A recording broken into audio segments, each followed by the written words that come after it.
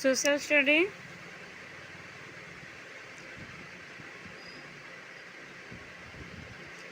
Study आरंभ करवा। अभिज्ञतार शिक्षा केउं पद्धतिर नीति सह संपर्कित? ए प्रकल्प पद्धति शिक्षादान कले निम्नलिखित केउं उपकार मिलता है? शिक्षण दीर्घस्थायी होता है, कर्म प्रति आग्रह सृष्टि हुए, शिक्षार्थी आत्मविश्वास बढ़े। डी उपरोक्त समस्त। शिक्षादान फल शिक्षार्थी आचरण जो परिवर्तन हुए ताहा कहा द्वारा जाना पड़े? सी मूल्यांकन। प्रश्न गुड़िक कहा आधार हेबा दरकार? ए शिक्षण उद्देश्य। निदानमूलक परीक्षण माध्यम चिन्हट कर जाए निर्दिष्ट शिक्षण दुर्बलता।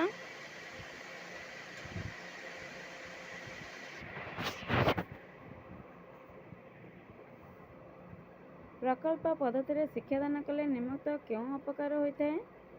शिखिबा समय सापेक्ष, सबु प्रसंग पढ़ा जाई पारे नहीं, शिक्षा धारावाहिक होई न थाए। उपरोक्त समस्त। निम्नलिखित केउंटी विषम जातीय दल गठन सुविधा नुह? पिलामानक मध्य दूरता बढ़े। गोटे औपचारिक परीक्षण उदाहरण होची प्रकल्प कार्य, न्यस्त कार्य, गृह कार्य। डी उपरोक्त समस्त। उद्देश्य को गुरुत्व देवार अर्थ होचे केउं उद्देश्य को परीक्षा करा जिवो। वस्तुनिष्ठ प्रश्न कहा को कहा जाए? जो प्रश्न एक निर्दिष्ट शिक्षण उद्देश्य को माप करे।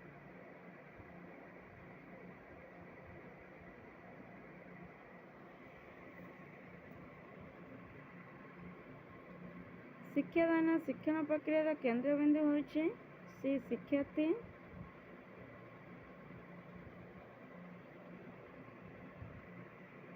शिक्षादान शिक्षण प्रक्रिया एक विषय वस्तु आधार संगठित हुए कारण गोटे विषय आधार अन्य विषय शिखिबा सहज।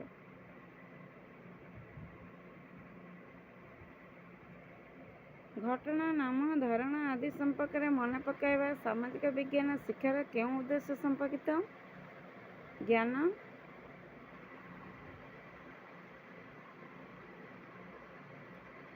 केउं श्रेणी न्यस्त कार्य को मूल्यांकन को एक साधन रूप व्यवहार कर जाई पारे?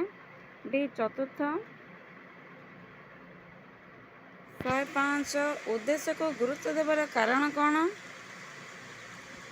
ए उच्चतर सामर्थ्य को परीक्षण कराइबा पई सुजोग सृष्टि।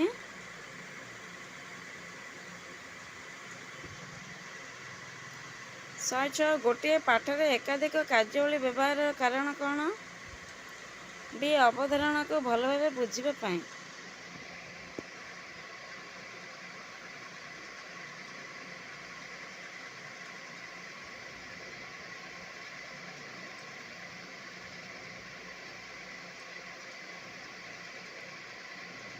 विषय वस्तु भित्तिक पंथार गोटे उपकारिता है कष्ट अवधारणा गुड़िक बुझेबा कष्ट हुए।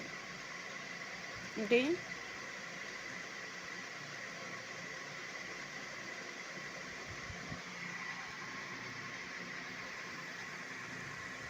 लिखित परीक्षा द्वारा शिक्षार्थी मानकर बौद्धिक कृति को मूल्यांकन करिबारे केउंटी फलप्रद साधन भावे व्यवहृत? ए प्रश्नपत्र।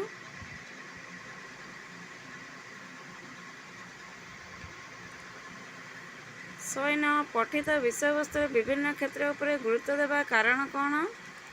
पठित विषय प्रसंग गुड़िक विश्लेषण क्यों प्रसंगर शिक्षण क्षेत्र को केते गुरुत्व दिया जिवो? प्रत्येक शिक्षण क्षेत्र को केते नंबर विशिष्ट करा जिवो? डी उपरोक्त समस्त।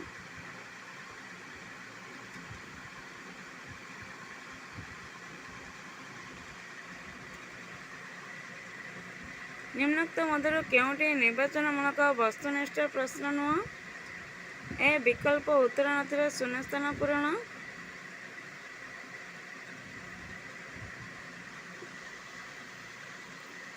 ଅଶୋକ ବୌଦ୍ଧ ଧର୍ମର ବିକାଶ ପାଇଁ ଓ ଧର୍ମ ପ୍ରତି ଆକୃଷ୍ଟ କରିବା ପାଇଁ କେତେକ କର୍ମଚାରୀମାନଙ୍କୁ ନିଯୁକ୍ତି ଦେଇଥିଲେ।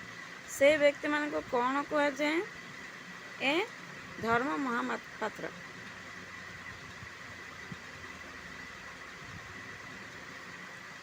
ମେଗାସ୍ଥେନିସ୍ ମୌର୍ଯ୍ୟ ଦରବାରରେ କେତେ ବର୍ଷ ଧରି ଅବସ୍ଥାନ କରିଥିଲେ? ସେ 5 ବର୍ଷ। 113 ୟୁରୋପୀୟ ପରିବ୍ରାଜକ ମାର୍କୋ ପୋଲୋ ପାଣ୍ଡ୍ୟ ବଂଶର କେଉଁ ଶାସକଙ୍କ ସମୟରେ ଭାରତ ଭ୍ରମଣ ଆସିଥିଲେ? ବି. ମାର୍ବମ କୁଳଶେଖର।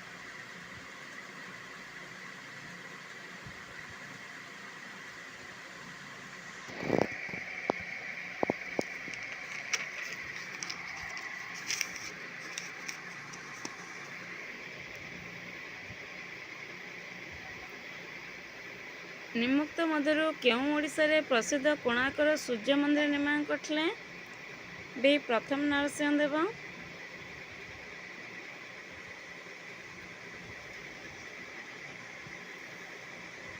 ନିମ୍ନୋକ୍ତ ମଧ୍ୟରୁ କେଉଁଠାରେ କନ୍ନଡ଼ ଭାଷାର ସୃଷ୍ଟି ହୋଇଥିଲା? ଡି. ମହୀଶୂର।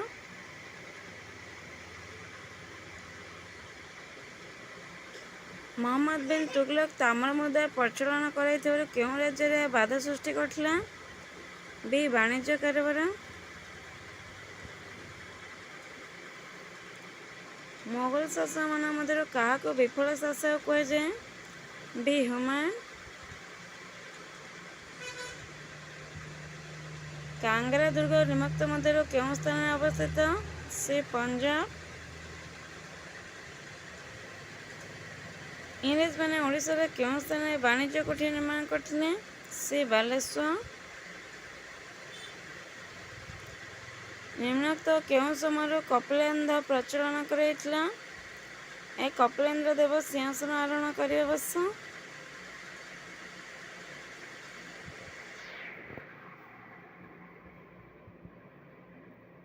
ପଲାସି ଯୁଦ୍ଧରେ ସିରାଜଉଦ୍ଦୌଲା କ୍ଳାଇଭଙ୍କଠାରୁ ପରାସ୍ତ ହେବାର କାରଣ ନିମ୍ନୋକ୍ତ ମଧ୍ୟରୁ କେଉଁଟି ହୋଇଥିଲା? ସେନାପତି ଫିରୋଜଜାଫର ଓ ରାୟଦୁଲ୍ଲଭଙ୍କ ବିଶ୍ୱାସଘାତକତା। ଏ.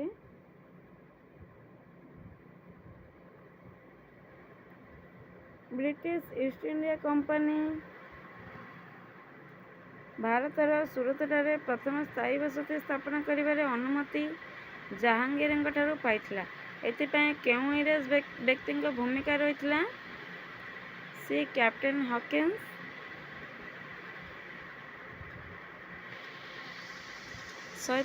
ଭାରତର ବୌଦ୍ଧିକ ଓ ଆଧ୍ୟାତ୍ମିକ ଜାଗରଣ ସୃଷ୍ଟି କରିବାରେ ନିମ୍ନୋକ୍ତମାନଙ୍କ ମଧ୍ୟରୁ କାହାର ଭୂମିକା ରହିଥିଲା? ଡି. ଈଶ୍ୱରଚନ୍ଦ୍ର ବିଦ୍ୟାସାଗର।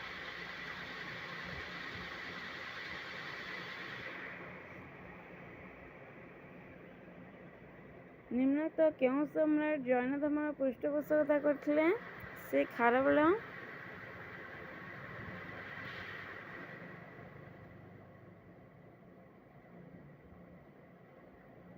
125 ଭାରତର ଗଭର୍ଣ୍ଣର ଜେନେରାଲ ଲର୍ଡ କର୍ଣ୍ଣୱାଲିସ୍ ନିମ୍ନୋକ୍ତ କେଉଁ ବ୍ୟବସ୍ଥା ସହିତ ଜଡ଼ିତ ଥିଲେ? ଡି. ଚିରସ୍ଥାୟୀ ବନ୍ଦୋବସ୍ତ।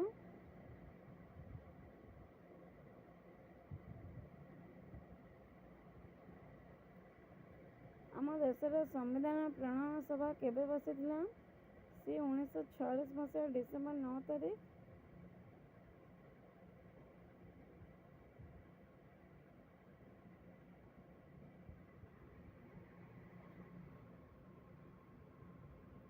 ଶହେ 1978 ମସିହାରେ 44ତମ ସମ୍ବିଧାନ ସଂଶୋଧନ ବ୍ୟବସ୍ଥା ଅନୁସାରେ କେଉଁ ଅଧିକାରକୁ ମୌଳିକ ଅଧିକାରରୁ ପୃଥକ୍ କରାଯାଇ ଆଇନଗତ ଅଧିକାର ରୂପେ ଅନ୍ତର୍ଭୁକ୍ତ କରାଯାଇଛି? ଡି. ସମ୍ପତ୍ତିଗତ ଅଧିକାର। ପ୍ରତିବର୍ଷ କେଉଁ ଦିବସକୁ ଆମ୍ଭେମାନେ ମାନବିକ ଅଧିକାର ଦିବସ ରୂପେ ପାଳନ କରୁଛୁ? ଡିସେମ୍ବର 10 ତାରିଖ।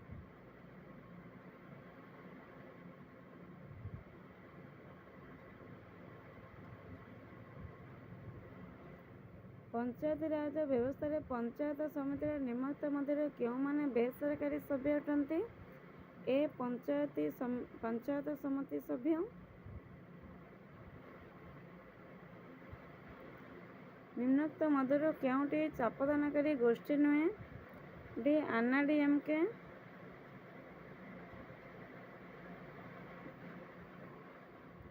ନକ୍ସା ଓ ମାନଚିତ୍ର ମଧ୍ୟରେ ପାର୍ଥକ୍ୟ ଜାଣିବା ପାଇଁ କେଉଁ ଉକ୍ତିଟି ଠିକ୍? ଡି. ନକ୍ସାରେ ଉଭୟ ମାନ ଓ ଉତ୍ତର ଦିଗ ଦର୍ଶାଯାଇନଥାଏ।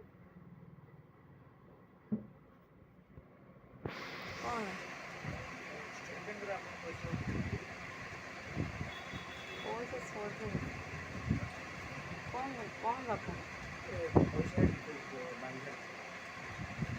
ମୋ ଆକାଉଣ୍ଟରେ ନାହିଁ, ମୁଁ ଜଣକୁ ଯାଇଥିଲି ଦେଇ ପଳେଇଲି।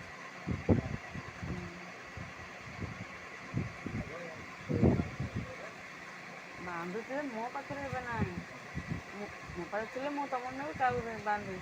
ଏବେ ଅର୍ଜେଣ୍ଟ ବାନ୍ଧିବାର ଅଛି କି? କେତେ ଟଙ୍କା?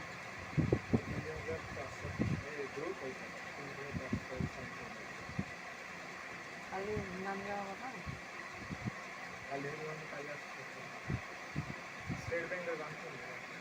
ସବୁ ବ୍ୟାଙ୍କରେ ବନ୍ଧା ହେଉଛି ଗ୍ରୁପ ପଇସା।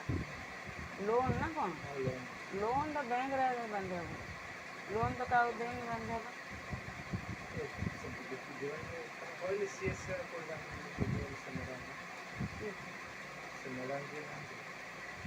ଲୋନ୍ ଯାକ ଦଉନି, ଲୋନ୍ ଯାକ ବ୍ୟାଙ୍କରେ ବାନ୍ଧିବାକୁ ପଡ଼ିବ। ହଁ ଭାଇ କ'ଣ କହିଲେ ଏବେ ବାନ୍ଧୁ ଜୀବନ ବାନ୍ଧୁ ଆକାଉଣ୍ଟ ନମ୍ବର ଅଛି ନା, ଯେଉଁ ଲୋନ୍ ଆକାଉଣ୍ଟ ନମ୍ବର ଅଛି ନା, କେଉଁ ଆକାଉଣ୍ଟ ନମ୍ବର? ତାଙ୍କର OSFର ଆକାଉଣ୍ଟ ନମ୍ବର ପୁରା ସେଣ୍ଡ କରିଛି।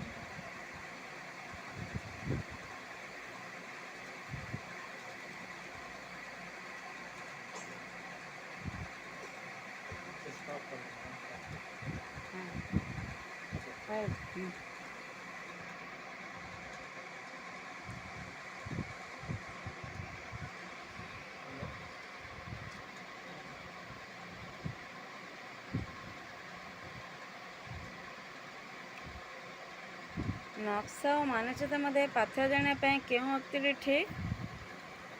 ଡି. ନକ୍ସାରେ ଉଭୟ ମାନ ଓ ଉତ୍ତର ଦିଗ ଦର୍ଶାଯାଇନଥାଏ।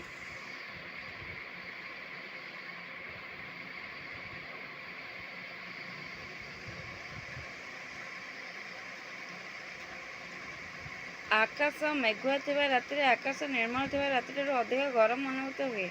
କାରଣ? ଡି. ଭୂ ବିକିରଣ।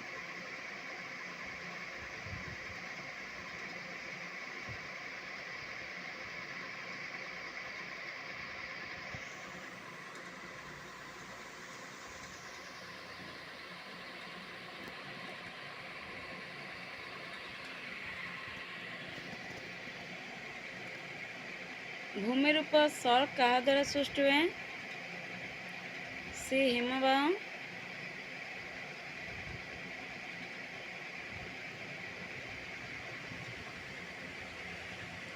ଦିନ ରାତି ସମ୍ଭବ ହୁଏ କାରଣ? ପୃଥିବୀ ତାର ଅକ୍ଷ ଚାରିପଟେ ଘୂରେ।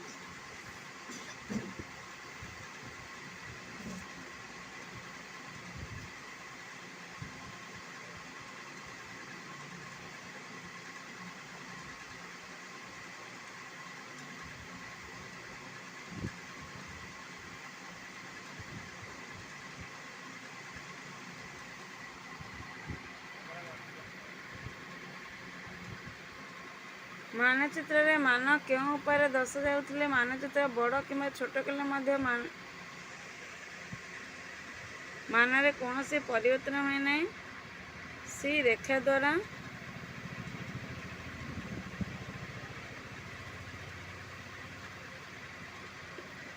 ଉତ୍ତର ପଶ୍ଚିମ ଭାରତରେ ଶୀତକାଳୀନ ବର୍ଷା କେଉଁ ପ୍ରକାରର? ଡି. ବାର୍ତ୍ତାବର୍ତ୍ତ।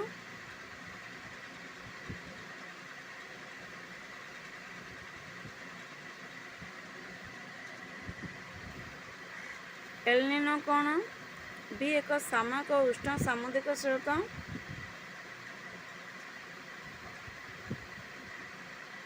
ଗାନ୍ଧୀସାଗର କେଉଁ ନଦୀ ସହ ସମ୍ପୃକ୍ତ? ସି. ଚମ୍ବଲ।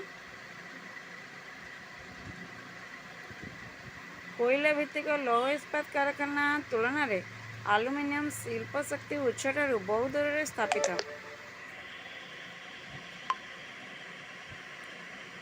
ହୋଇପାରିବ କାରଣ? ଏହାର ବିଦ୍ୟୁତ ଶକ୍ତି ପ୍ରୟୋଜନ ଅଧିକ। ଡି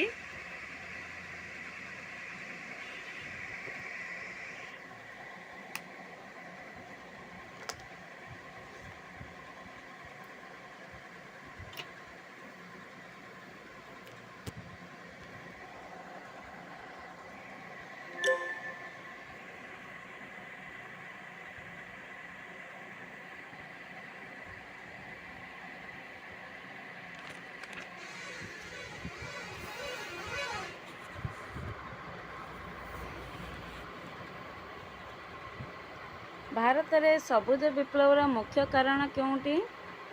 ସି ଅଧିକ ଅମଳକ୍ଷମ ବିହନ ଏବଂ ସାର।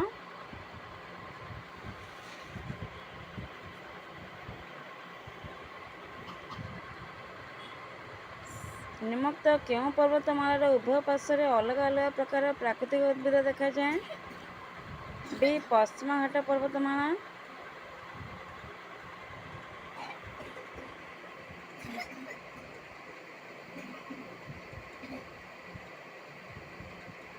ନିମ୍ନୋକ୍ତ କେଉଁ ଗ୍ରହୀୟ ବାୟୁ ପ୍ରବାହ ପୃଥିବୀ ପୃଷ୍ଠରେ ବିଶ୍ୱବୃତ୍ତଠାରୁ ମେରୁ ପର୍ଯ୍ୟନ୍ତ ସାଧାରଣତଃ ବଳୟ ରୂପେ ସଜା ହୋଇ ରହିଥାଏ? ସେ ଶାନ୍ତ ବଳୟ, ବାଣିଜ୍ୟ ବାୟୁ, ପଶ୍ଚିମ ବାୟୁ, ପୂର୍ବ ବାୟୁ।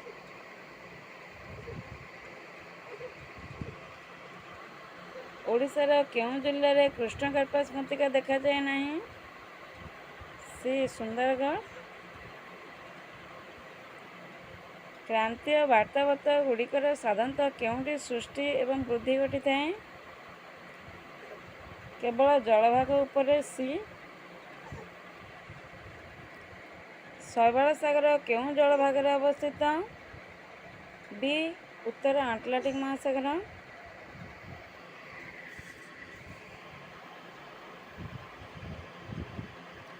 ପୃଥିବୀର କେନ୍ଦ୍ରାଂଶ କେଉଁଥିରେ ଗଠିତ? ସି ନିମ୍ଫେ।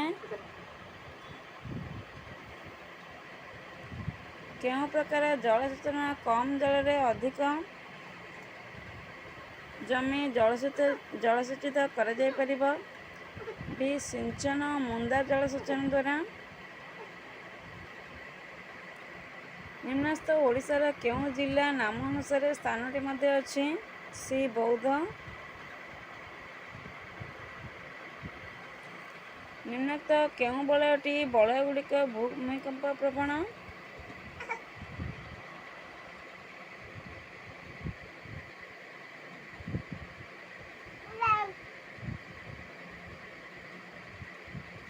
ବି ପ୍ରଶାନ୍ତ ମହାସାଗରୀୟ ବଳୟ, ମଧ୍ୟ ମହାଦେଶୀୟ ବଳୟ, ମଧ୍ୟ ଆଟଲାଣ୍ଟିକ୍ ବଳୟ।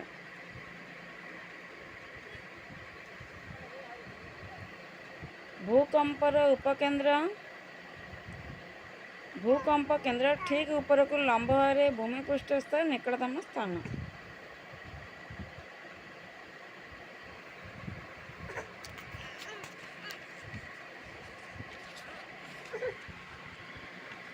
ସେଟ୍ 2 2016ର ସେଟ୍ 2 ଏଇଟା ଆରମ୍ଭ କରିବା।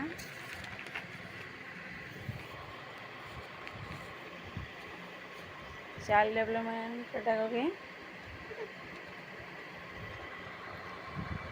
ନିମ୍ନୋକ୍ତ କେଉଁଟି ବିକାଶର ନିୟମ ଅଟେ? ପରିବର୍ତ୍ତନ ଜନିତ, ଧାରାବାହିକ, ବ୍ୟକ୍ତିକେନ୍ଦ୍ରିକ, ଉପରୋକ୍ତ ସମସ୍ତ। ଡି ନିମ୍ନୋକ୍ତ ମଧ୍ୟରୁ କେଉଁଟି ଅନ୍ୟ ତିନୋଟିଠାରୁ ଅଲଗା? ସି କାର୍ଯ୍ୟ ସମ୍ପାଦନର ଉନ୍ନତି।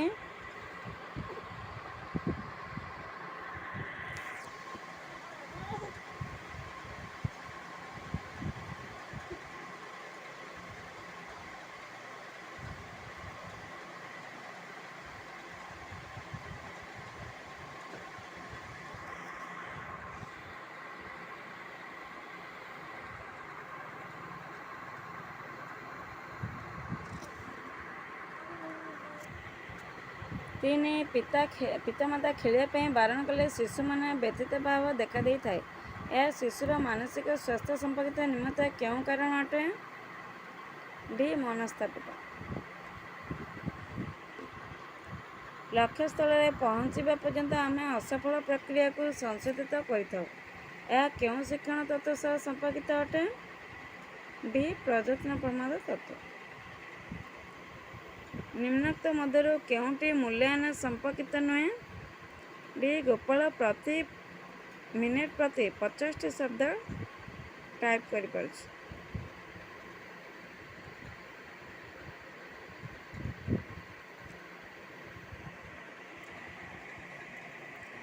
ଛଅ ନମ୍ବର ହଲଙ୍କ ମତରେ ପ୍ରାୟତଃ ବାଲ୍ୟାବସ୍ଥାର ବୟସ ସୀମା କେତେ? 6ରୁ 10 ବା 12 ବର୍ଷ।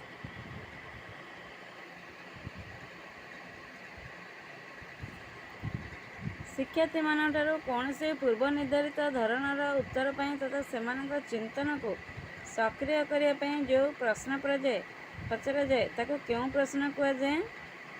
ରୀତିସିଦ୍ଧ।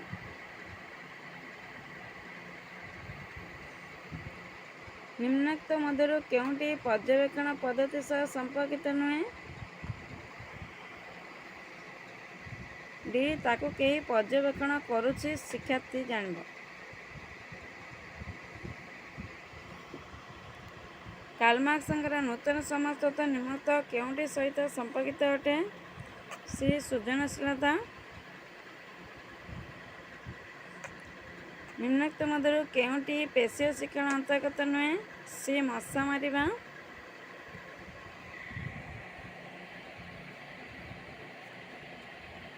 ନିମ୍ନୋକ୍ତ ମଧ୍ୟରୁ କେଉଁଟି ଶ୍ରବଣ ଦୋଷଯୁକ୍ତ ଶିକ୍ଷାର୍ଥୀଙ୍କ ପାଇଁ ସ୍ୱତନ୍ତ୍ର ବ୍ୟବସ୍ଥା ନୁହେଁ? ଶ୍ରେଣୀକକ୍ଷ ପର୍ଯ୍ୟବେକ୍ଷଣ। ବାରମ୍ବାର ପରୀକ୍ଷଣ କଲେ ନିମ୍ନୋକ୍ତ କେଉଁ ଉପକାରଟି ମିଳେ? ପରୀକ୍ଷା ଭୟ ଛାଡ଼େ, ଶିକ୍ଷଣ ଦୀର୍ଘସ୍ଥାୟୀ ହୁଏ, ଅଧିକ ଶିକ୍ଷଣ ହୁଏ, ଉପରୋକ୍ତ ସମସ୍ତ।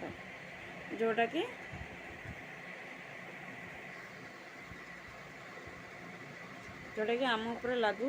ବାରମ୍ବାର ପଢ଼ିବା, ଯାହାଫଳରେ ଗୋଟେ ବି ଡାଉଟ୍ ରହିବନି ଆଉ ପ୍ରଶ୍ନ ପଡ଼ିଲା ମାତ୍ରେ ତା'ର ଉତ୍ତର ମନେ ପଡ଼ିଯିବ। ନିମ୍ନୋକ୍ତ ମଧ୍ୟରୁ କେଉଁ ଆଭ୍ୟନ୍ତରୀଣ ଅଭିପ୍ରେରଣାର ଉଦାହରଣ?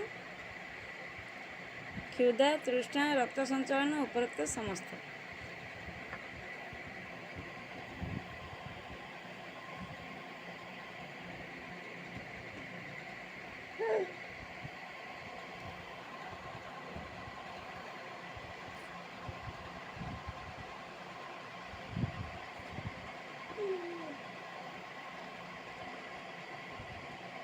ଅଭିଜ୍ଞତା ପ୍ରଶିକ୍ଷଣ ଦ୍ୱାରା ଆଚରଣରେ ପରିବର୍ତ୍ତନ କ୍ରିୟା ହିଁ ଶିକ୍ଷଣ।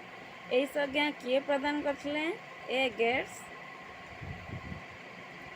ନିମ୍ନୋକ୍ତ ମଧ୍ୟରୁ କେଉଁ କାରଣ ପାଇଁ ଶିକ୍ଷାର୍ଥୀ କେନ୍ଦ୍ରିକ ଶିକ୍ଷାଦାନକୁ ଅଧିକ ଫଳପ୍ରଦ ବୋଲି ବିବେଚନା କରାଯାଏ? ଶିକ୍ଷାର୍ଥୀର ଆବଶ୍ୟକତା, ଆଗ୍ରହ ଉପରେ ଗୁରୁତ୍ୱ, ସାମାଜିକ ପରିସ୍ଥିତି, କାର୍ଯ୍ୟ ମାଧ୍ୟମରେ ଅଭିଜ୍ଞତା ହାସଲ, ଡି. ଉପରୋକ୍ତ ସମସ୍ତ।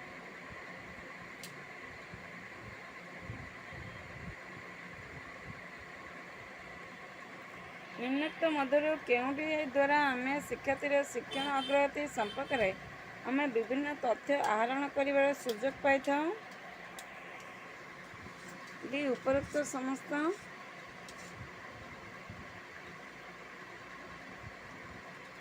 ଲିଖିତ ପରୀକ୍ଷା, ପର୍ଯ୍ୟବେକ୍ଷଣ, ପ୍ରକଳ୍ପ କାର୍ଯ୍ୟ। କେଉଁ ଶିକ୍ଷଣ ପ୍ରକ୍ରିୟାରେ ଶିଶୁ ସକ୍ରିୟ ଭାବରେ ଅଂଶଗ୍ରହଣ କରିବାର ସୁଯୋଗ ନଥାଏ? ଶିକ୍ଷକ କୈନ୍ଦ୍ରିକ ଶିକ୍ଷଣ। ଏ.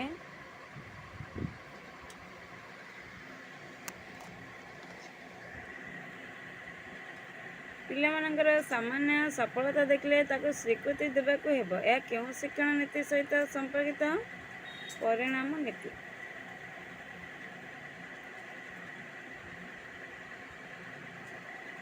ଉଣେଇଶ ନମ୍ବର ଆଲଫ୍ରେଡ୍ ବିନେସ୍ ପ୍ରସ୍ତୁତ କରିଥିବା ବୁଦ୍ଧି ପରୀକ୍ଷଣ କିଏ ପରିମାର୍ଜିତ କରିଥିଲେ? ଡି. ଏଲ୍.ଏମ୍. ଟର୍ମାନ।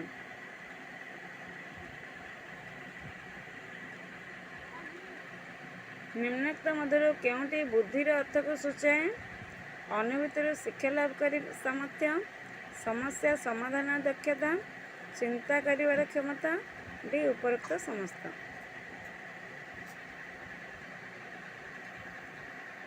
21 ନମ୍ବର ନିମ୍ନୋକ୍ତ ମଧ୍ୟରୁ କେଉଁଟି ଶିକ୍ଷା ମନୋବିଜ୍ଞାନର ମୁଖ୍ୟ ଉପାଦାନ ନୁହେଁ? ବି ଶିକ୍ଷକ।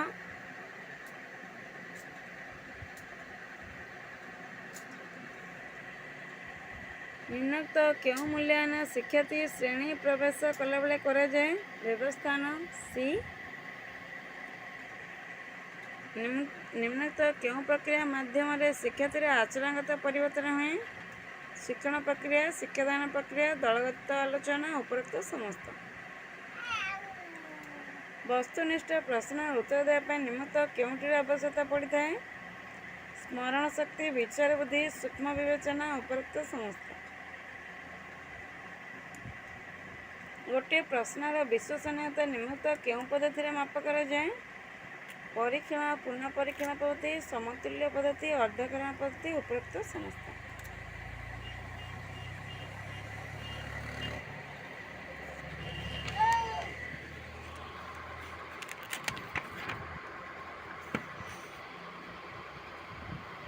ବୁଦ୍ଧି ପରୀକ୍ଷଣ ଦ୍ୱାରା ଯେଉଁ ଫଳାଫଳ ମିଳେ ତାହା ହିଁ ହେଉଛି ବୁଦ୍ଧି। ଏକଥା କିଏ କହିଥିଲେ? ବି ବୋରିଂ। ନିମ୍ନୋକ୍ତ ମଧ୍ୟରୁ କେଉଁ ସ୍ଥାନୀୟ ପରିବର୍ତ୍ତନକୁ ଶିକ୍ଷଣ କୁହାଯାଏ? ମନୋଭାବ, ମନୋବୃତ୍ତି, କୃତି, ଉପରୋକ୍ତ ସମସ୍ତ। 28 ନମ୍ବର ବସ୍ତୁର ଜୀବନ ଅଛି। ଏହି ଲକ୍ଷଣ ନିମ୍ନୋକ୍ତ କେଉଁ ସମୟରେ ଶିଶୁଠାରେ ଦେଖାଯାଇଥାଏ? ଆଦ୍ୟ ବାଲ୍ୟାବସ୍ଥା।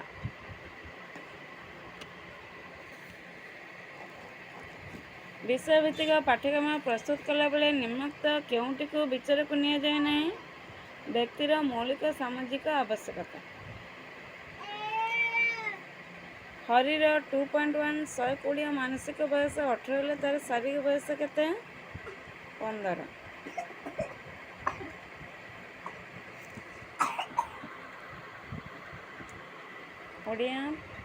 ଓଡ଼ିଆରେ ସେପରି କବିତାଟି ପଢ଼ିଦେବା।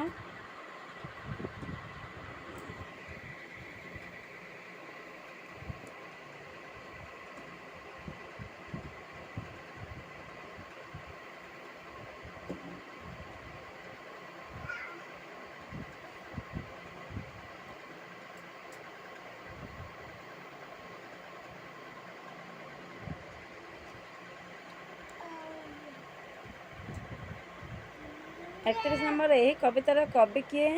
ସି ଜାନକୀ ବଲ୍ଲଭ ମହାନ୍ତି।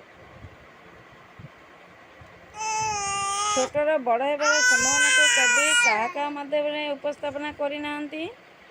ଡି ବଟଦ୍ରୁମ।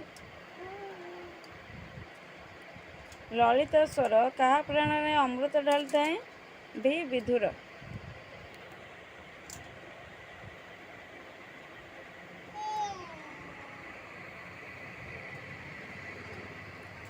ଡଙ୍ଗା ବଦଳରେ କବିତାଟି କେଉଁ ପଦ ବ୍ୟବହାର କରାଯାଇଛି? ସି ତରଣୀ। ଛୋଟ ଶିଶୁଟି ଦେଶ ଓ ଜାତିର ମାନ ରଖିବ, ତାକୁ ବି ସୁବିଧା ଦେଲେ, ବି ବଢ଼ିବାକୁ ସୁଯୋଗ ଦେଲେ।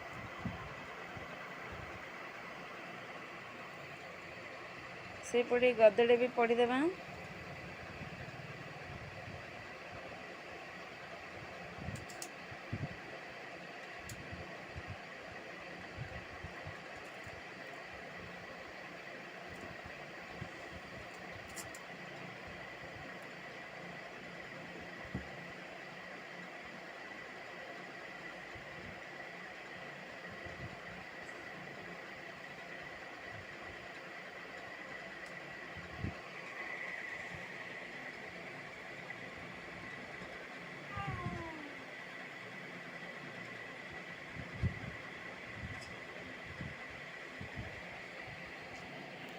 ଆଚାର୍ଯ୍ୟ ହରିହରଙ୍କ ମୃତ୍ୟୁ କେବେ ହୋଇଥିଲା?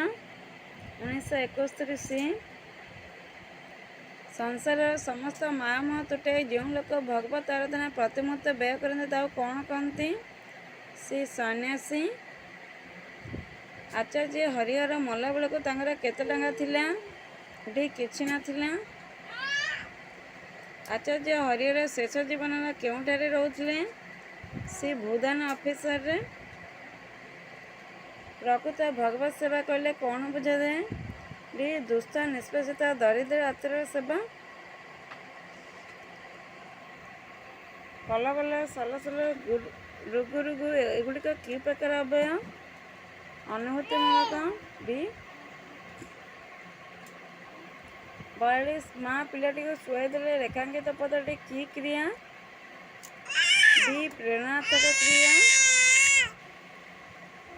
ବଣିଆ ସୁନାକୁ ତରଳାଇଲା ରେଖାଙ୍କିତ ପଦଟି କି କ୍ରିୟା? ଏ ନାମଧାତୁ କ୍ରିୟା।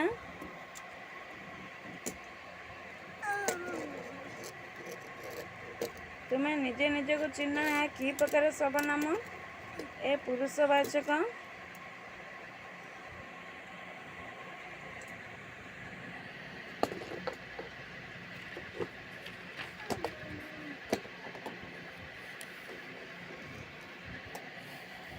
ପ ଫ ବ ଭ ଏଗୁଡ଼ିକ କେଉଁ ବର୍ଗର? ଓଷ୍ଠ୍ୟ। ଡି ନିମ୍ନକ ନିରବେଗେ ସାଗର ଧାଏଁ ଶାଶ୍ୱତ ଭକ୍ତ ଜନମନ ପରାଏ। ଏହି ପଦରେ ନଦୀ ପାଇଁ କେଉଁ ଶବ୍ଦ ବ୍ୟବହାର କରାଯାଇଛି? ନିମ୍ନଗା। A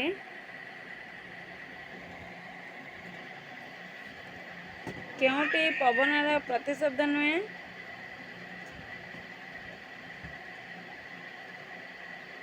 C Anil. ସି ବ୍ରତ।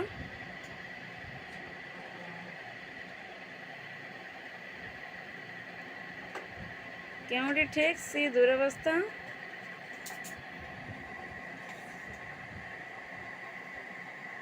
କେଉଁଟି କୃଦନ୍ତ ନୁହେଁ?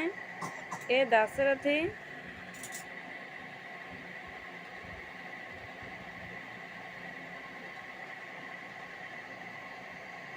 କଳାକନା ବୁଲେଇବା ଏହି ରୂଢ଼ିଟି କେଉଁ ଅର୍ଥରେ ବ୍ୟବହୃତ? ସି ସର୍ବନାଶ କରିବା। 51 ଭାରତ ମା କବିତା ଶିକ୍ଷାଦାନ ମୁଖ୍ୟ ଉଦ୍ଦେଶ୍ୟ କ'ଣ ହେବ? ଏ ଭାରତରେ ଏକତା ଓ ଜାତୀୟ ସଂହତି ପ୍ରତିଷ୍ଠା। ଆମର ବର୍ତ୍ତମାନ ପାଠ୍ୟପୁସ୍ତକଗୁଡ଼ିକ କେଉଁ ଆଧାରରେ ପ୍ରସ୍ତୁତ? ଜାତୀୟ ପାଠ୍ୟକ୍ରମ ଆଧାର 2005। ପ୍ରାଥମିକ ବିଦ୍ୟାଳୟରେ ଶିକ୍ଷା ଗ୍ରହଣ ମାଧ୍ୟମ କ'ଣ ହେବା ଆବଶ୍ୟକ? ବି ଘର ଭାଷା।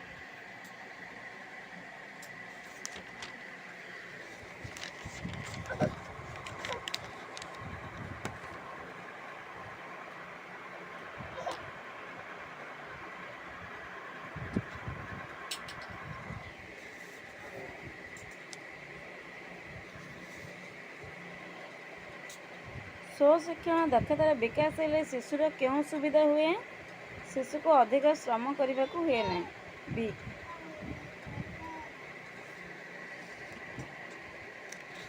ଶ୍ରବଣ ଓ କଥନର ବିକାଶ ପାଇଁ ଶିକ୍ଷକ ଶ୍ରେଣୀରେ କ'ଣ କରିବେ? ଗୀତ ଗାଇ ପିଲାଙ୍କୁ ଶୁଣାଇବେ ଓ ପିଲାମାନଙ୍କୁ ଗାଇବାକୁ ପ୍ରେରଣା ଦେବେ। 56 କେଉଁଠି ଉତ୍ତମ ଲିଖନ ପ୍ରଣାଳୀ ନୁହେଁ? ଅକ୍ଷର ଘୋଷି ଘୋଷି ଲେଖିବା। ଏ କିଭଳି ପାଠ୍ୟପୁସ୍ତକ ପ୍ରାଥମିକ ସ୍ତରରେ ବିଶେଷ ଉପାଦେୟ? ଡି ସମନ୍ୱିତ ପାଠ୍ୟପୁସ୍ତକ। ସାହିତ୍ୟ ପାଇଁ କିଏ ଜ୍ଞାନପୀଠ ପୁରସ୍କାର ପାଇଛନ୍ତି? ଏ ଗୋପୀନାଥ ମହାନ୍ତି। ସୁରେନ୍ଦ୍ର ମହାନ୍ତିଙ୍କ ଆତ୍ମଜୀବନୀର ନାମ କ'ଣ? ପଥ ଓ ପୃଥ୍ୱୀ। D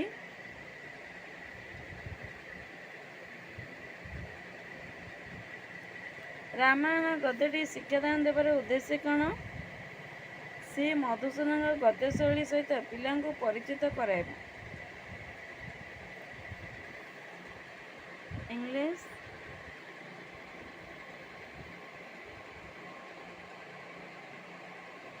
What is the interlinguistic skill? C. Listening.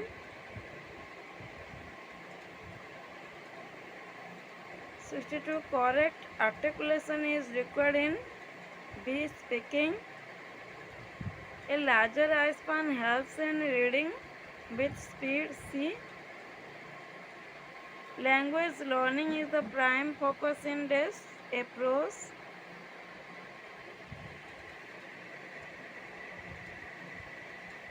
Explanation takes place during this presentation.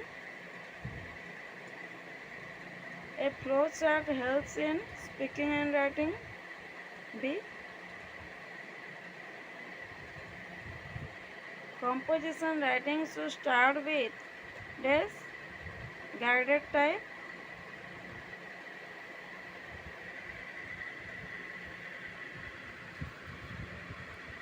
A teacher can help a learner to become creativity by the technique of brainstorming. B.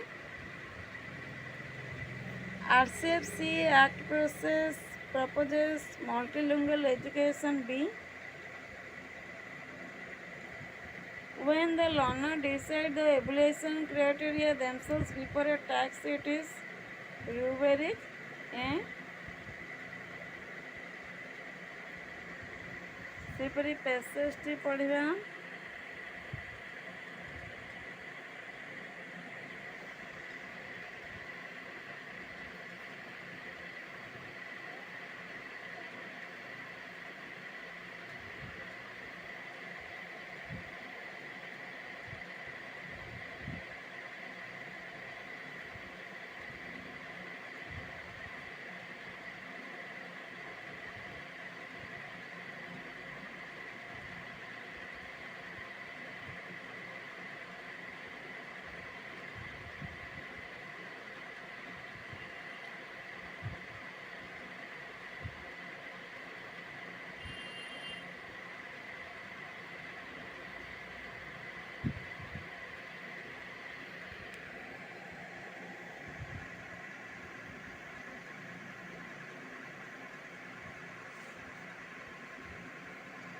The greatest problem facing the world today is the rate of increase of population. C.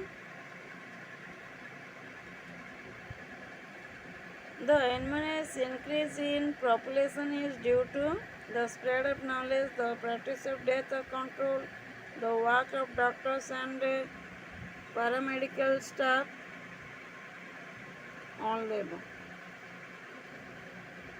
The age now considered to be a normal age is 80 or 90. The population of the world is shooting up because fewer children die than previously.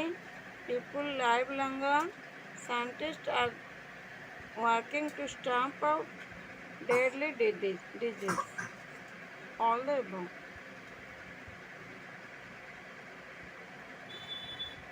As for the birth rate, every second 3 babies are born. The underlined words are preposition. A.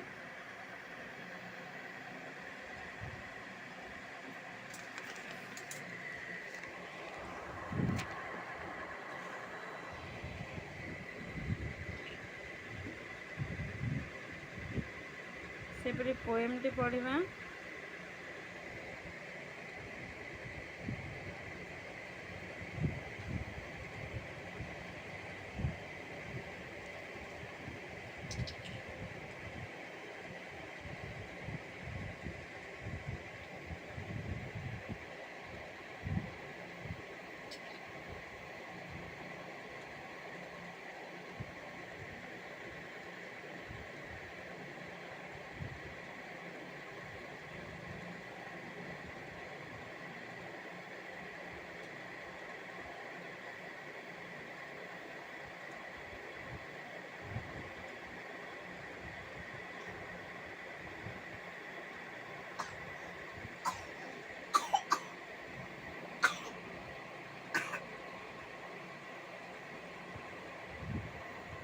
The poem shows that the poet was an ardent lover of nature.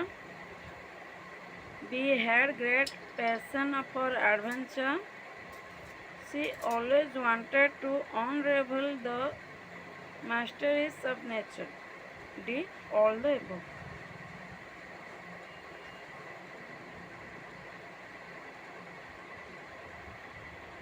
The poet yearns for travel's days in the direction of the east.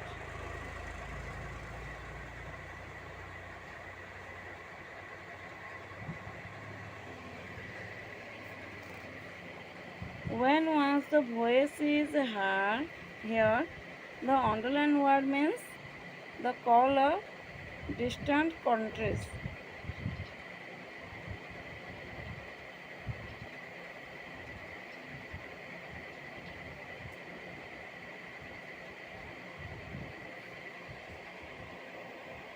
79.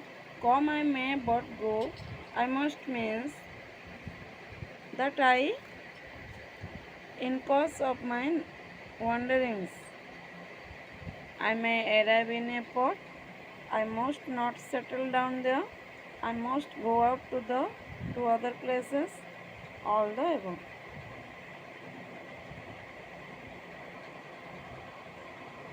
Who is blamed for the poet's wanderthirst?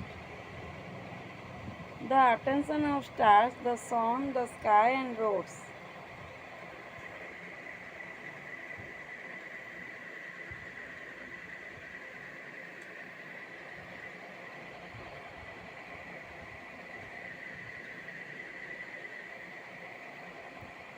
Take the third door on the left in the passage upstairs. A. I know I locked the door. I clearly remember dash it. B. Locking. There is Dash sitting under the table. A big fat black cat. D.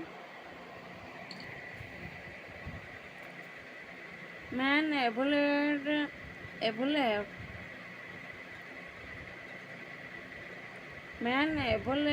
from the apes. The underlined word means developed gradually. D. She asked why I was laughing. A.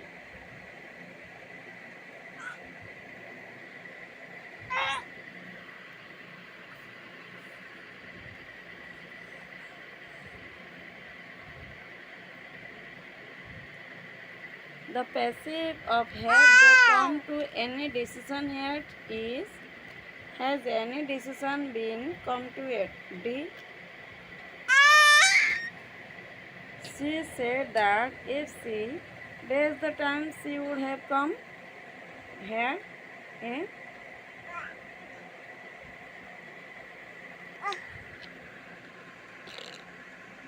I have not got a ticket. If dash one I could get in, I had.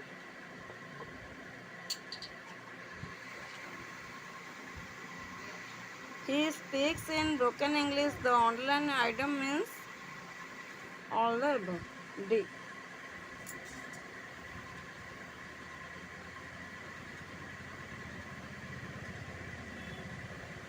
He called me names. The underlined item means he used insulating words about me. A.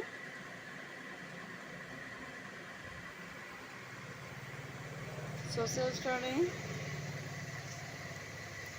पाठ्यप्रकरण व्यवहार दृष्टिकोण क्योंटी अन्य तीनों ठाରୁ भिन्न? D. Model. निम्नोक्त गुड़िक मध्य क्योंटी मानव सूच्य मूल्यांकन द्वारा मापी हुए? B. अपेक्षक कृतित्वर तुलनात्मक चित्र. निम्नोक्त मध्य क्योंटी प्राथमिक स्तर इतिहास शिक्षादान निमंते अधिक उपयोगी पद्धति? ए. गल्पकथन. वार्षिक परीक्षार मूल्यांकन निम्नोक्त मूल्यांकन गुड़िक मध्य क्यों श्रेणीर? डी. समष्टिगत.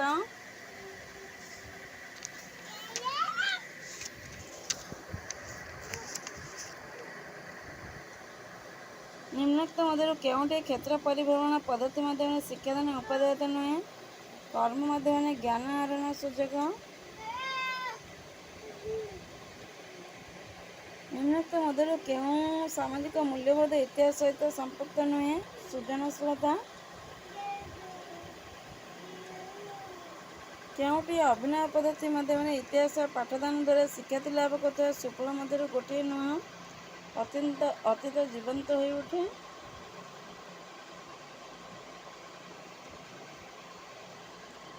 निम्नोक्त मध्य क्योंटी प्रस्तुत करने समय आमको शिक्षण लक्ष्य विषयवस्तु चयन उदाहरण उपस्थापना पद्धति अनुशीलन और मूल्यांकन उपर ध्यान देवा पड़ता है.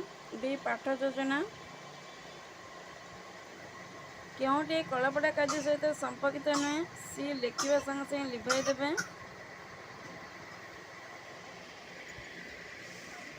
ऐतिहासिक घटनावली अध्यापन क्योंटी अधिक सहायक होई न थाए?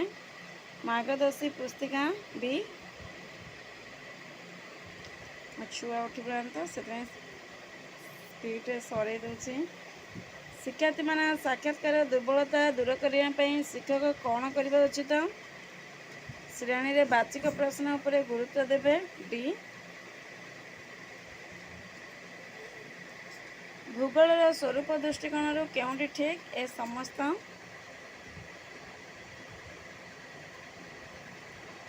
ଭୂଗୋଳ ମାନଚିତ୍ରରେ ସମାନ ଚିହ୍ନ କାହାକୁ ସୂଚାଇଥାଏ? ପକ୍କା ସଡ଼କ ପଥ। ସ୍ଥାନୀୟ ଭୂଗୋଳ ଶିକ୍ଷାଦାନ ନିମନ୍ତେ କେଉଁ ପଦ୍ଧତିଟି ଉପଯୋଗ ହୋଇଥାଏ? ସେ ମୁକ୍ତ ପର୍ଯ୍ୟବେକ୍ଷଣ। ଭୂଗୋଳ ଶିକ୍ଷାଦାନ ପଦ୍ଧତି ଦୃଷ୍ଟିରୁ କେଉଁଟି ଅନ୍ୟ ତିନୋଟିଠାରୁ ଭିନ୍ନ? ଡି, ଶିକ୍ଷା ପ୍ରଦର୍ଶନୀ।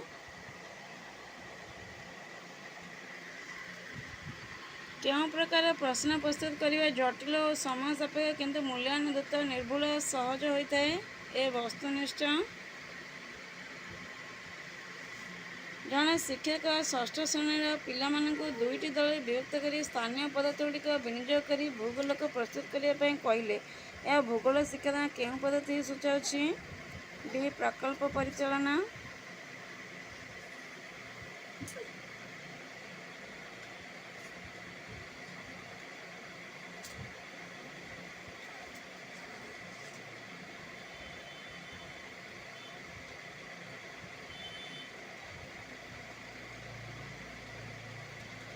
ଗୋଟିଏ ମାନଚିତ୍ରରେ ମାପ 1:10 ଲାଖ।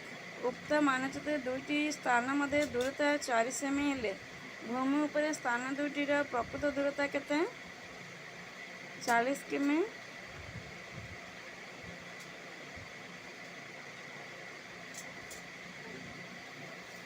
ଗୋଟିଏ ରଙ୍ଗ ମାନଚିତ୍ର ମାଳଭୂମିକୁ ସୂଚାଇଥାଏ। ସେ ଅଳ୍ପ ବାଦାମୀ। ଜଣେ ଶିକ୍ଷକ ମାନଚିତ୍ର ସହାୟତାରେ ଭାରତରେ ଅବସ୍ଥିତ ପିଲାମାନଙ୍କୁ ବୁଝାଇଲେ। ଏହା ଭୂଗୋଳ ଶିକ୍ଷାଦାନ କେଉଁ ପଦ୍ଧତିକୁ ସୂଚାଉଛି? ଡି, ପରୋକ୍ଷ ପର୍ଯ୍ୟବେକ୍ଷଣ। ନିମ୍ନୋକ୍ତ ମଧ୍ୟରୁ ଚାଣକ୍ୟ କେଉଁ ଗ୍ରନ୍ଥଟି ରଚନା କରିଥିଲେ? ଡି, ଅର୍ଥଶାସ୍ତ୍ର।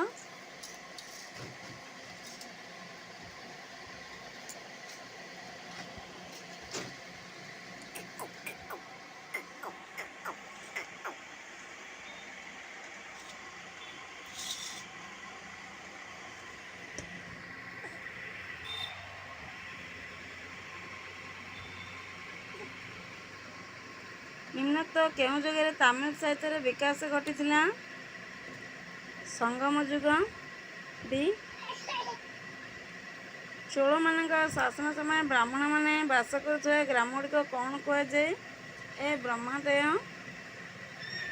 ନିମ୍ନୋକ୍ତ ମଧ୍ୟରୁ ଚୋଡ଼ଗଙ୍ଗ ଦେବ କେଉଁ ଧର୍ମ ଗ୍ରହଣ କରିଥିଲେ? ଡି, ବୈଷ୍ଣବ ଧର୍ମ। ରାଜସ୍ଥାନର ମାଉଣ୍ଟ ଆବୁରେ ନିର୍ମିତ ଦିଲୱାଲା ଠାରେ କେଉଁ ମନ୍ଦିର ରହିଛି? ଶ୍ରୀ ଜୈନ ମନ୍ଦିର। ନିମ୍ନୋକ୍ତ ପରିବ୍ରାଜକ ମଧ୍ୟରୁ କେଉଁ ପରିବ୍ରାଜକ ମହମ୍ମଦ ବିନ୍ ତୁଗଲକଙ୍କ ଦରବାରକୁ ଆସିଥିଲେ? Ibn Battuta. D, Babar Rana ଶାହଙ୍କୁ କେଉଁ ଯୁଦ୍ଧରେ ପରାସ୍ତ କରିଥିଲେ? ଖାନୱା। ଆବୁଲ ଫଜଲ ନିମ୍ନୋକ୍ତ ଗ୍ରନ୍ଥମାନଙ୍କ ମଧ୍ୟରୁ କେଉଁ ଗ୍ରନ୍ଥ ରଚନା କରିଥିଲେ? ଆଇନ ଆକବରୀ। ଡି, ରସ ଖାଁଙ୍କ ଉକ୍ତି ଭକ୍ତି ଗୀତଗୁଡ଼ିକ ମଧ୍ୟରେ କେଉଁଟି ପ୍ରସିଦ୍ଧି ଲାଭ କରିଥିଲା? ଶ୍ରୀ ପ୍ରେମ ବାଟିକା।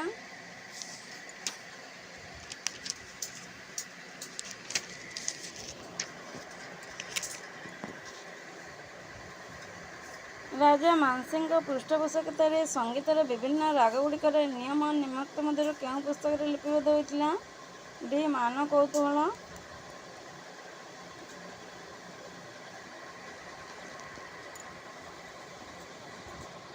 1453 ଖ୍ରୀଷ୍ଟାବ୍ଦରେ ତୁର୍କୀମାନେ କନଷ୍ଟାଣ୍ଟିନୋପଲ ଅଧିକାର କଲା ପରେ କେଉଁ ଦିଗରେ ବାଧାପ୍ରାପ୍ତ ହୋଇଥିଲା? ଶ୍ରୀ ବାଣିଜ୍ୟ।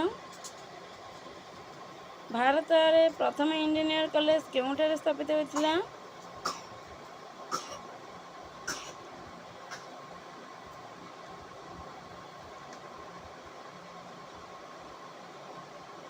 ରୁକି।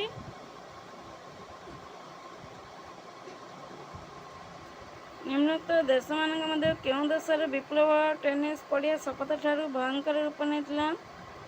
ବି ଫ୍ରାନ୍ସ।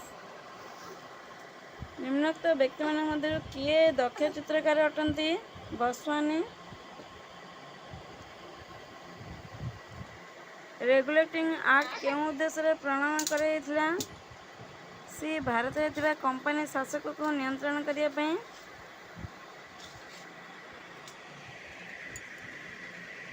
ପ୍ରତ୍ୟେକ ଲିଖିତ ସମ୍ବିଧାନ ଏକ ପ୍ରସ୍ତାବନା ଥାଏ। ନିମ୍ନୋକ୍ତମାନଙ୍କ ମଧ୍ୟରୁ କେଉଁଟି ପ୍ରସ୍ତାବନା ଅର୍ଥ ରୂପେ ବିବେଚିତ ହୁଏ? ଡି ସମ୍ବିଧାନ ମୁଖବନ୍ଧ।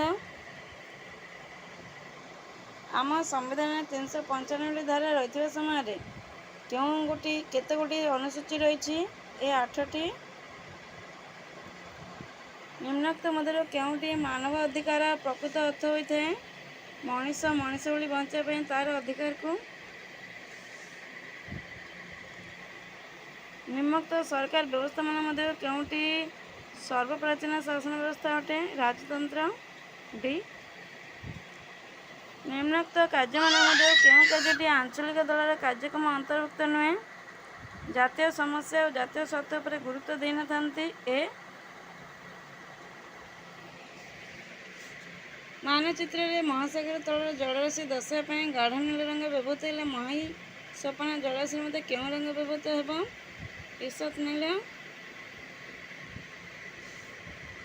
ବାୟୁମଣ୍ଡଳର ନିମ୍ନୋକ୍ତ କେଉଁ ସ୍ତର ବିଦ୍ୟୁତ୍ ଚୁମ୍ବକୀୟ ତରଙ୍ଗକୁ ପ୍ରତିଫଳିତ କରେ? ଆୟନୋସ୍ଫିୟର।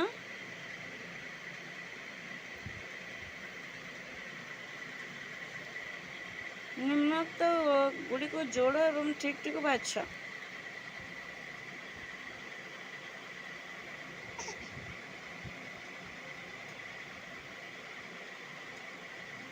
ଡି ହେଲା ଆନ୍ସର। ଉତ୍ତର ମେରୁ ଅଞ୍ଚଳ 6 ମାସ ଦିନ ଏବଂ ଦକ୍ଷିଣ ମେରୁ ଅଞ୍ଚଳ 6 ମାସ ରାତି ହୁଏ। କାରଣ ପୂର୍ବ ତାର କକ୍ଷ ତଳ ସହିତ ଢଳି କରି ରହିଛି।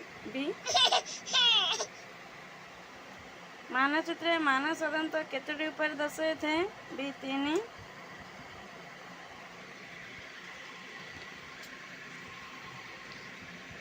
ବାୟୁମଣ୍ଡଳର ଆପେକ୍ଷିକ ଆର୍ଦ୍ରତା କାହା ଦ୍ୱାରା ପ୍ରତ୍ୟକ୍ଷ ଭାବେ ପ୍ରଭାବିତ ହୋଇଥାଏ? ବାୟୁମଣ୍ଡଳର ତାପମାତ୍ରା ପରିବର୍ତ୍ତନ। ବି। ଟ୍ରୋପୋସ୍ଫିୟର ଏବଂ ଷ୍ଟ୍ରାଟୋସ୍ଫିୟରର ମିଳନ ସ୍ଥଳକୁ କ'ଣ କୁହାଯାଏ? ଟ୍ରୋପୋପୋଜ। ନିମ୍ନୋକ୍ତ କେଉଁ ନଦୀ ତ୍ରୟ ଅମରକଣ୍ଟକ ମାଳଭୂମିରୁ ଉତ୍ପତ୍ତି ହୋଇଛନ୍ତି? ସୋନ ମହାନଦୀ ନର୍ମଦା। ବି। ଖ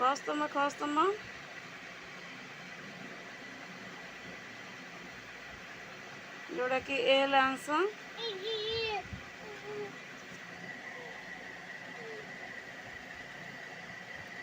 ଖରିଫ ଫସଲ ଚାଷର ସମୟ ଜୁନ ସେପ୍ଟେମ୍ବର।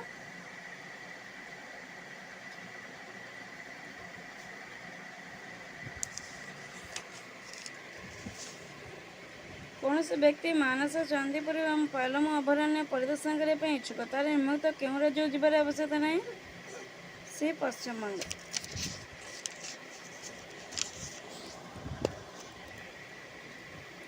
କେଉଁଠି ଜୀବଜନ୍ତୁ ଉଦ୍ଭିଦ ଉଭୟ ପ୍ରଜାତିରେ ସର୍ବାଧିକ ବିବିଧତା ଦେଖିବାକୁ ମିଳେ? ବି କ୍ରାନ୍ତୀୟ ଆର୍ଦ୍ର ଅରଣ୍ୟ। କେଉଁ ମୃତ୍ତିକାରେ ପ୍ରକ୍ଷଳନ ଅଧିକ ହୁଏ? ଲାଟରାଇଟ୍। କେଉଁ ପ୍ରଦୂଷକ ଦ୍ୱାରା ପରିବେଶ ପ୍ରଦୂଷଣ ହେତୁ ଅମ୍ଳ ବର୍ଷା ହୁଏ? ନାଇଟ୍ରସ୍ ଅକ୍ସାଇଡ୍ ଏବଂ ସଲଫର ଡାଇଅକ୍ସାଇଡ୍। ଡି। କେଉଁ ସ୍ରୋତ ଭାରତ ମହାସାଗରରେ ପ୍ରବାହିତ? ଆଗୁଲା ସ୍ରୋତ। କେଉଁ ନଦୀ ସ୍ଥାନ ଠିକ୍ ରୂପେ ସଂଯୁକ୍ତ ନୁହନ୍ତି? ବୁଢ଼ାବୁଢ଼ାଙ୍କ ଜଳେଶ୍ୱର। ବି। ନିମ୍ନୋକ୍ତ ମଧ୍ୟରୁ କେଉଁଟି ମିଶ୍ରିତ କୃଷିର ମୁଖ୍ୟ ଲକ୍ଷଣ? ଉପରୋକ୍ତ କୌଣସିଟି ନୁହେଁ।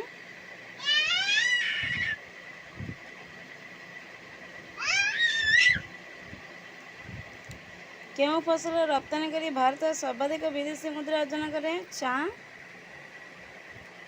କେଉଁ ରାଜ୍ୟ ରାଜଦ୍ୱାର ନେପାଳ ଓ ଭୁଟାନକୁ ଅଲଗା କରୁଛି? ସିକିମ୍ ଏବଂ ପଶ୍ଚିମବଙ୍ଗ। ଖଣିଜ ଶିଳ୍ପ ସମ୍ବନ୍ଧରେ ନିମ୍ନୋକ୍ତ ଉକ୍ତିଦ୍ୱୟକୁ ବିଚାର କରି କେଉଁଟି ଠିକ୍ ବାଛ? सी।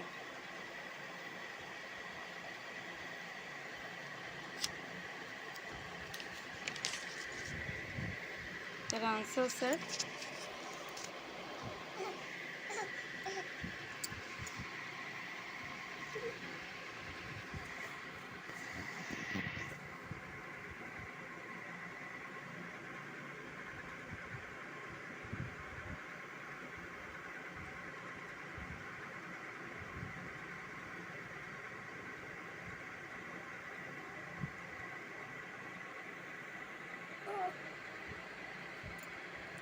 धन्यवाद।